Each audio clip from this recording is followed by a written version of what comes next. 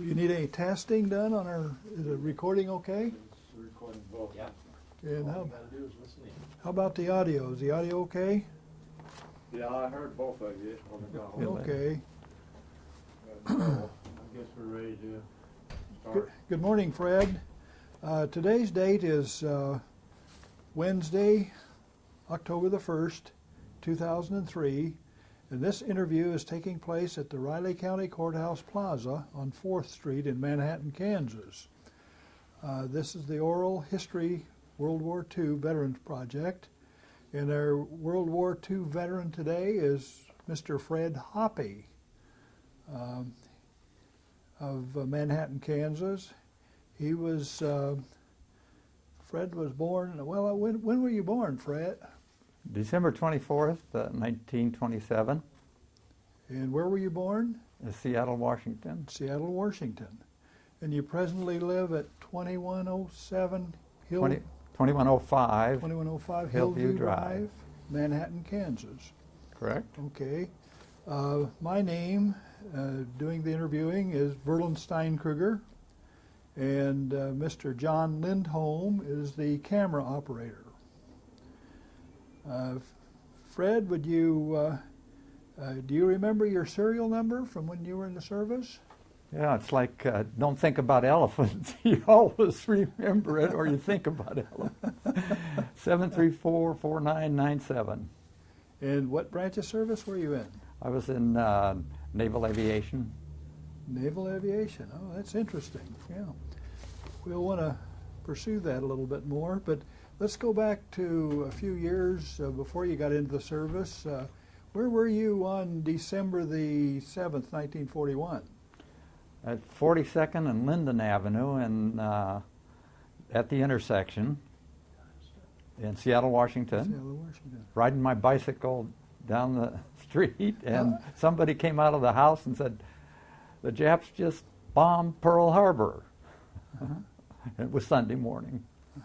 And you were in high school at that time? Junior high. Junior high. Oh, yeah, okay. Okay, and tell us a little bit about your education, your earlier education. Junior high was in Seattle. In Seattle, Alexander Hamilton Okay. Junior High School. And in high school? Lincoln High School, in the Okay. north end of Seattle. Okay. And of course, we were in the war at that time when you were in high school. And tell us a little bit about how you got interested in the service and about high school and so forth. Well, I was the only one in the neighborhood that of my peers that finished high school. My brother went in the service at 16, which you could do. Seattle's a coastal town, and all the young guys were interested in getting in rather quickly those days. And he went in at 16, and he ended up at Guadalcanal on a troop transport. Mm-hmm. By the time I finished high school, it was mostly girls in high school. Mm-hmm. When I finished Lincoln, actually I had to go to summer school to meet my commitment with the Navy. I finished up at Broadway High School, which Mhm. was the only school that had taught high school in Seattle. Mm-hmm. And that was in the summer of 1945. Mm-hmm. Mm-hmm. Okay, you mentioned your brother. Let's talk a little bit about your family. Did you have several siblings that were in the military? And what was tell us about your family a little bit. Well, we had, there were four of us. I was number two. My older brother went in the Army Transport Service, which protected the ship against Mm-hmm. aircraft and submarines and the like. Mm-hmm. And I had a younger brother and a younger sister. Mm-hmm. And just a kind of typical neighborhood. Sure. Dad worked at Boeing at the time. He was a tool maker, Boeing Aircraft Company, which is Mm-hmm. huge in Seattle. And I worked at Boeing too when I was 16. You could go to work, and I recall bucking rivets in the bomb bay. Well, tell us a little bit about that. What's bucking rivets?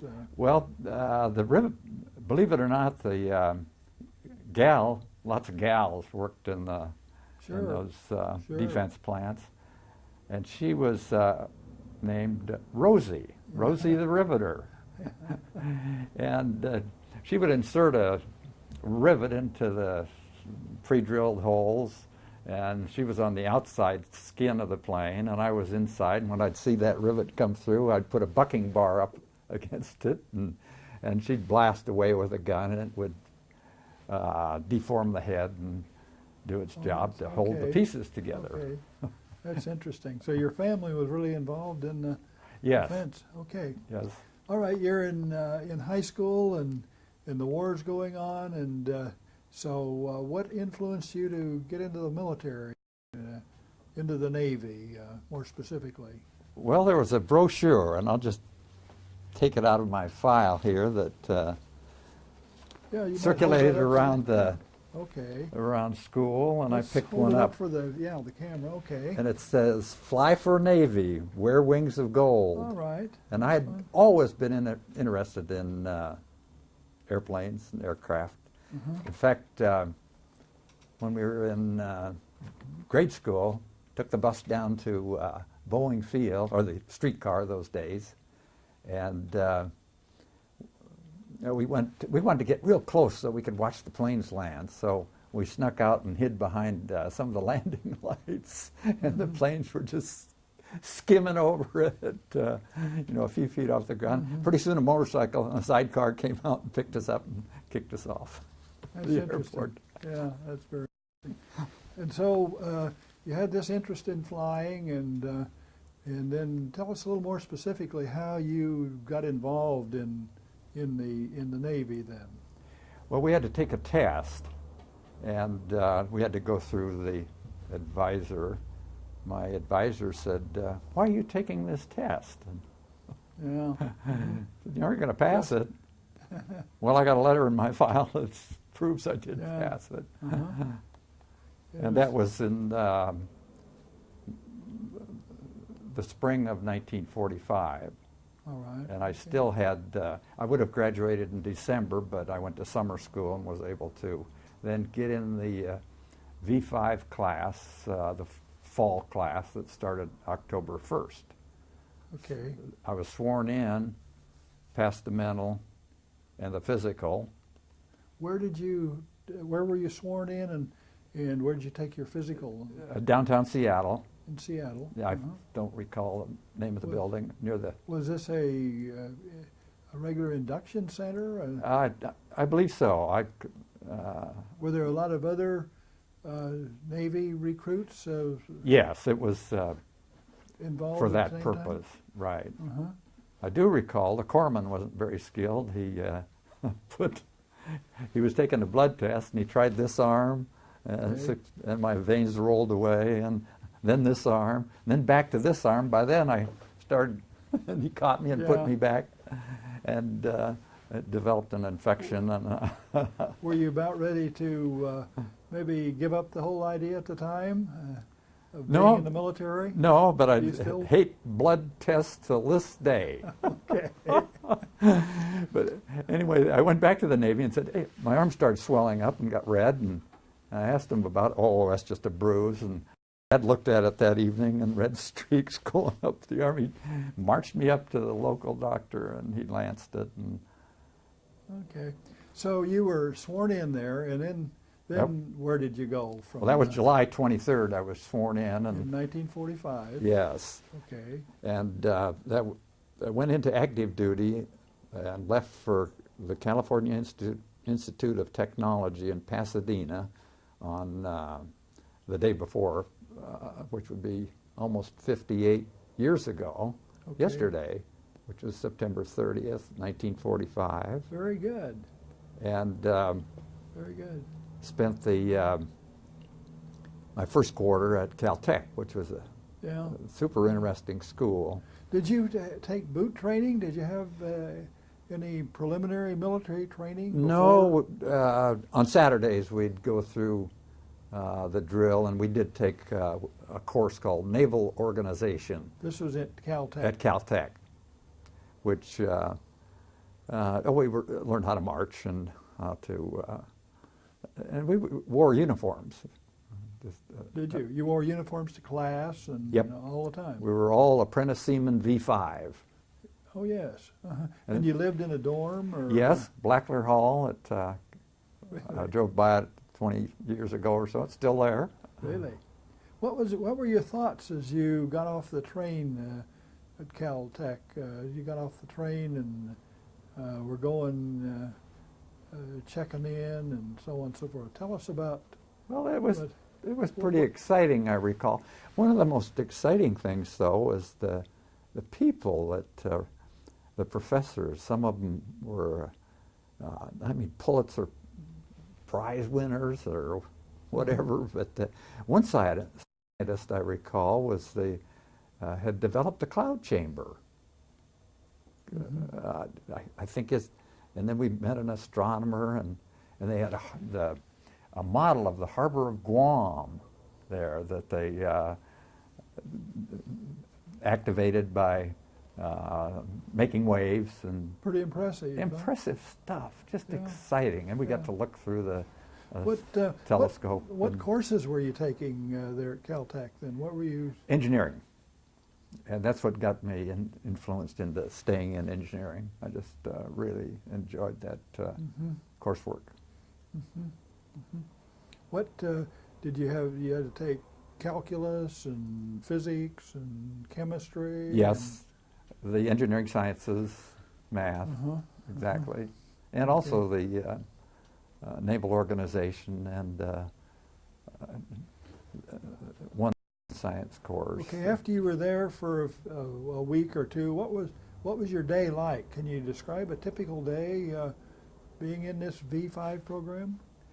Well, we were busy all week, and engineering's time-consuming, so we studied most of the evenings. And then Saturday till noon, we had classes all day, Monday through Friday. It was just like going to college, except we had that added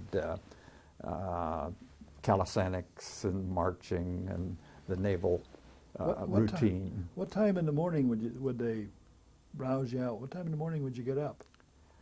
I can't recall. What kind was the food? Do you remember the food? No, Was it I college think it was food or- okay. It was okay. Because Yeah. I don't remember.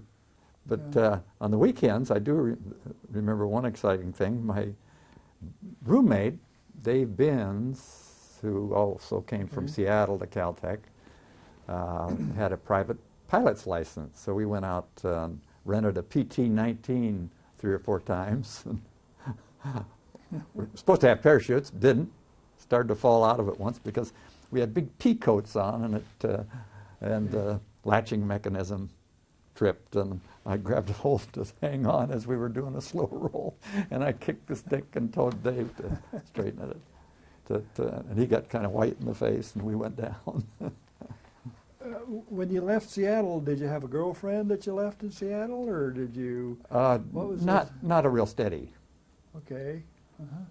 And then after you were at Caltech, did you get, was your social life, did you have a social life? Yeah, they what was arranged it like? dances with the college there that, I'm not sure if it was a girls' school or not, but we did have a couple dances. Was Caltech coeducational at that time, or were they all? I don't recall seeing a girl on campus, but I think they were admitted. And it was just turning over to civilian by that time. In fact, it closed in December. The V-12 unit closed, and we were shipped then to either Southern Cal or up to Cal Berkeley. I went up to Cal Berkeley. You went to Cal Berkeley, and this would have been about, was this still 1945? Yes, we had to come back after Christmas break, but they let us go home by train or bus, and then we had 2 weeks of finals and Sure. and the like, and then we're transferred to Cal Berkeley. Cal Berkeley. So in 1946, you started at Cal Berkeley. Right.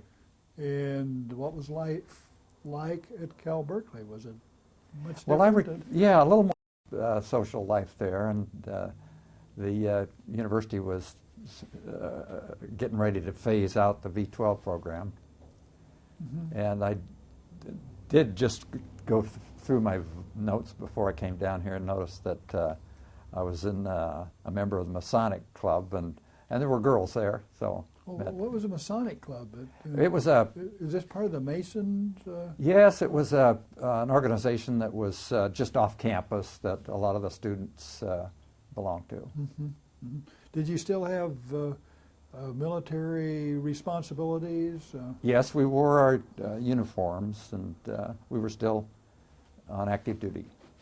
Did you have to take calisthenics and? Yes. And did you have to do a lot of swimming?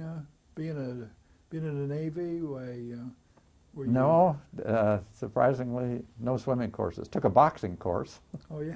I recall, and a dance course. Oh yeah. I recall it was a gal that taught us, and she'd force us into a corner, and then if you didn't do the proper step out, she'd kick you in the shins. I can't waltz to this day. Oh, that's interesting. What about how long were you at Berkeley then? For only 2 months. About halfway through the semester, the Navy decided that we needed to stay in an extra 3 years. So our enlistments were extended for 6 years if you wanted to stay in. What they just had too many people, and the war was over. So most of us opted out into the regular Navy to finish our year. Mm-hmm. So you were at Berkeley when the war was, with VJ Day and. Well, no, I was at VJ Day was in August of that year. Oh, no, I was that still in on August, inactive duty. Okay, then VE Day, I guess it would be. VE Day was in May, and Yeah. I was sworn in July, and then VJ Day was in August. So that's right. I just Okay. slipped into World War II, and it ended. Okay. So after, when the program closed at Berkeley, you decided to opt out and. Yes. Okay. And you stayed in the reserve program then? Right. Still on active duty. They transferred us Oh, to the Great Lakes Naval Training Station Oh, okay. in Waukegan, I think it was, just north of Chicago. Sure. And then we went through with re-enlistees, almost like a boot camp. Okay. How did you travel from when you left Berkeley? Did you go back to Seattle for leave and then? No, went by train back to back Chicago. Okay. Were you on a troop train? Yes. Can you tell us about traveling across the country on a troop train? Well, it was crowded, I recall. It Yeah. seems to me we were stacked 4 or 5 high in our bunks. How many But- days did it take? 3, maybe 3.5. Mm-hmm. Coal burners. A lot of lot of smoke soot. and soot. And Yes. What time of the year was this now? Well, that was in the spring of '46, so Okay. Was the weather cold? March. It was cool back in Chicago. Okay. Was it cold traveling on the train? That I don't recall. You didn't get. Okay. No. Yeah. You got to Chicago, and then what? What did you do there? You got off the train and Went through went to Great Lakes Naval Training Station, and there were a lot of re-enlistees besides those of us that came out of V12 units and V5 units. Uh-huh.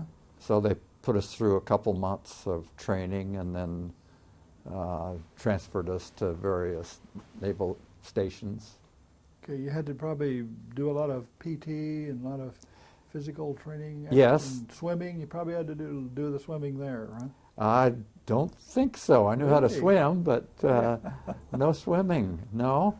We ended up doing, I was an MP for a while because most of us had Oh yeah. training, and there were a lot of guys that had Uh-huh. several years of service Sure. already And you that were re-enlisted.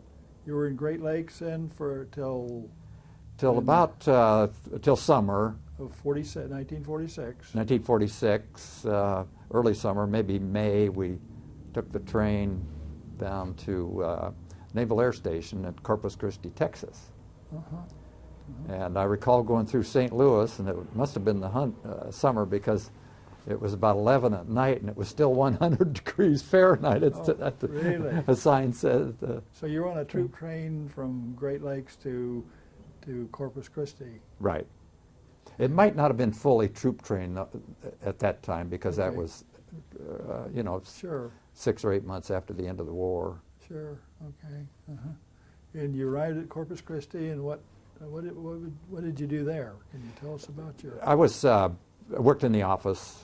I think they called it yeoman service, and was able to fly, just you were? catch a ride, which Okay. they used the Stearman Yellow Peril, we used to call it. It was a Stearman N2 or N3S biplane. Okay. That was the basic trainer.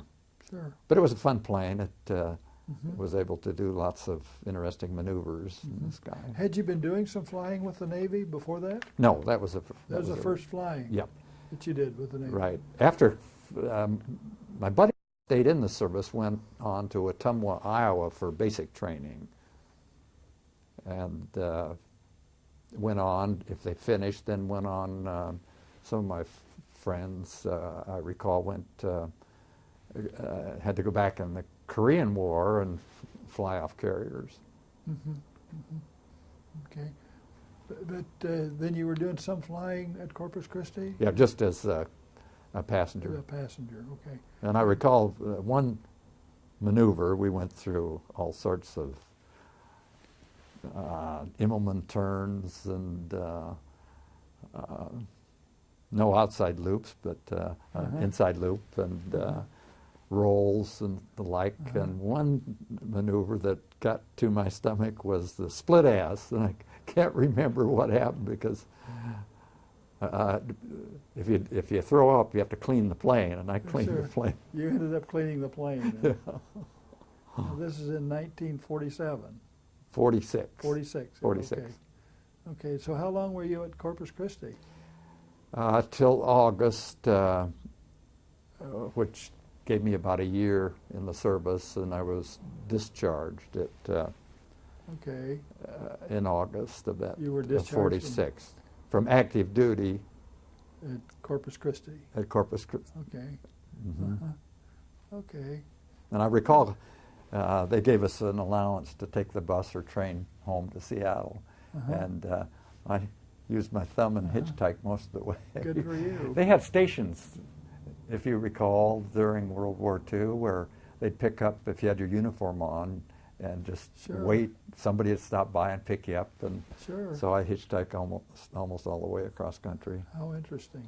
Yeah. Did you have any unusual experiences hitchhiking?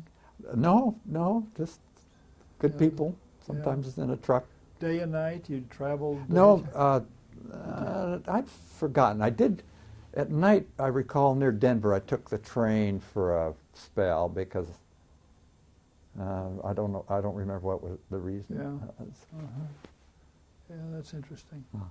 Yeah. So you get back home.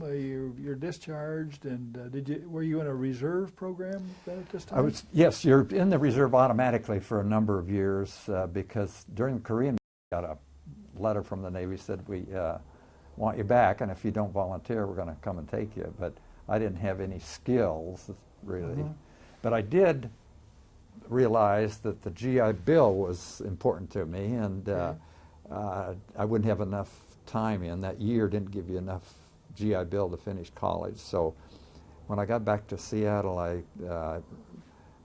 went into the NAR-2 at Sandpoint Naval Air Station in Seattle with Naval Air Reserve Training Unit. Oh, okay. And so discharged, but then went right quickly back in the Naval Reserve. And that, by the time I finished in the end of 1946, I had enough, I was qualified for the GI Bill for 3 years or 3.5 years. And I figured I could work and get the last half year, and the state of Washington surprised me. They had a program. If you ran out of GI Bill, they'd pick up tuition and books, but had lost the $65 a month that the GI Bill paid the federal government. So I spent again about another 5 or 6 months in the reserve at a naval air station, and flew again. Oh yeah. As a passenger. Well, okay. So it sounds like you had a desire for engineering when you probably went into the service, and you became definite in your pursuit of this profession while you were in the Navy. And do you Yes. remember at what point that you decided that you definitely wanted to become an engineer? And Well, I think it was it was at Caltech. They wouldn't let us in the jet propulsion lab area, but you knew something big was going on in there.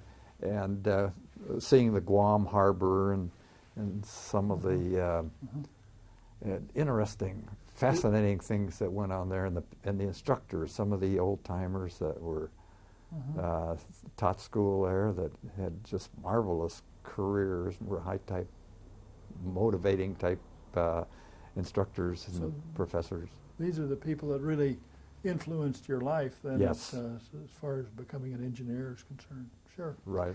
About medals, what was your greatest? Can you talk about your medals a little bit? And, Well, I just found out this morning that I knew about one. That was the World War II medal, just for being in the service during World War II. Well, I forgot the name of it. And then the next one was if you were overseas, you got a medal for that. Sure. I stayed in the States and got the American